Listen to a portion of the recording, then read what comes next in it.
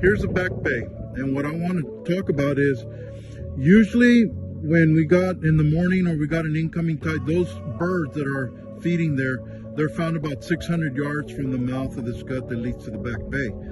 But presently, since we got an outgoing tide that's been coming out all morning, those birds and the bait, or those birds have been following the bait towards the mouth of the gut because the water is flowing out. And so that's an important key to know when you're going to fish a back bay. Where are those birds feeding? If they're feeding way far into the gut, that means that that bait has been pushed up further in.